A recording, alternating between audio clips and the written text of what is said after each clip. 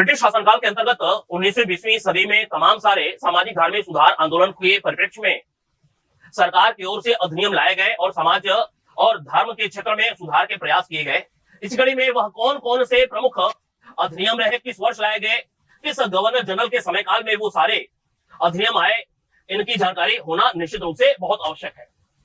इस वीडियो के माध्यम से हम लोग ऐसे तमाम सारे प्रमुख अधिनियम की चर्चा कर रहे हैं। हिंदू विधवा पुनर्विवाह अधिनियम, हिंदू विधवा पुनर्विवाह अधिनियम किस गवर्नर जनरल के समय काल में, लॉर्ड डलहौजी के समय काल में, कब 1856 का वर्ष है। विधवा विवाह को कानूनी मान्यता दिलाया जाना, यही इस अधिनियम का मुख्य उद्देश्य था और आचार्य विद्यासागर के प्रयास से यह अधिनियम ब्रिटिश सरकार के द्वारा लाया जा रहा है 1856 में, लॉर्ड डलहौजी के समय काल में हिंदू विधवा पुनर्विवाह अधिनियम। इसके अलावा नेटिव मैरिज एक्ट कब आया?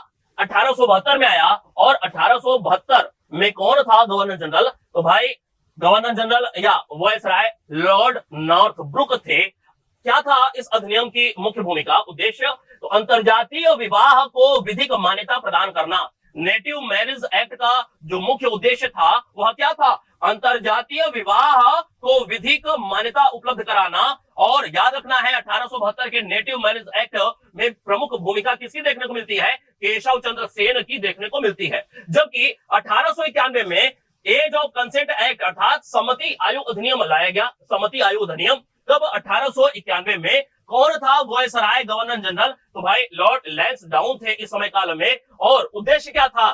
तो 12 वर्ष से कम आयु के बालकों के विवाह पर रोक लगा दिया गया इस एज ऑफ कंसेंट एक्ट के माध्यम से। और महत्वपूर्ण मुद्दा यह है कि बहराम जी मालाबारी के प्रयास से यह एज ऑफ कंसेंट एक्ट या सम्मति आयु अधिनियम लाया गया था। इसी कड़ी में शारदा एक्ट बड़ा ही महत्वपूर्ण रहा है। लॉर्ड इरविन जब वायसराय रहा तो उसके समय काल में 1829, कई बार 1829 लिखा मिल जाएगा, वो भी सही मारिएगा, 1930 रहेगा, वो भी सही करिएगा। बालकों के लिए विवाह की न्यूनतम आयु 18 वर्ष बच्चों के लिए, जबकि बालिकाओं के लिए यह 14 वर्ष निश्चित कर दिया गया। क्या है? मैक्सिमम नहीं, न्यूनतम आयु की बात हो रही है। और यह जो शारदा एक्ट लाया गया वह हरविलास शारदा के प्रयास से लाया गया था। बड़ा ही महत्वपूर्ण नाम है हरविलास शारदा। इसके अलावा हिंदू महिला संपत्ति उत्तराधिकार कानून की बात किया जाए, हिंदू महिला संपत्ति उत्तराधिकार कानून की बात किया जाए तो यह ऑकलैंड नहीं, लिनलिथिगो के समय काल में 1937 में, कब? 1937 में लाया गया, जिसमें हिंदू महिलाओं को संपत्ति का अधिकार दिया गया था। हिंदू महिला संपत्ति उत्तराधिकार कानून, पूरा नाम यह है संपत्ति उत्तराधिकार कानून। याद रखना है, महत्वपूर्ण मुद्दा है, लोगों को इसके विषय में जानकारी नहीं है। हिंदू महिला संपत्ति उत्तराधिकार अधिनियम या कानून लिलिथिगो के समय काल में लाया गया 1937 में।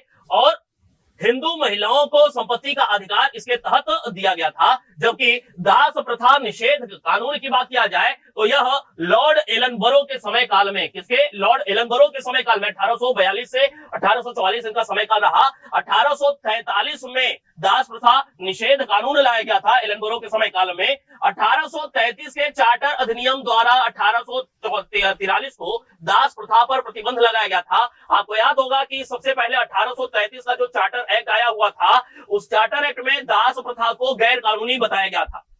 जो एक प्रावधान था 1833 के चार्टर में, उसमें दास प्रथा को गैर कानूनी बताया गया था। उसी परिप्रेक्ष्य में अंततः 1843 में जाकर के एलनबरो के समय काल में पूर्ण रूप से भारत में दास प्रथा को प्रतिबंधित कर दिया गया।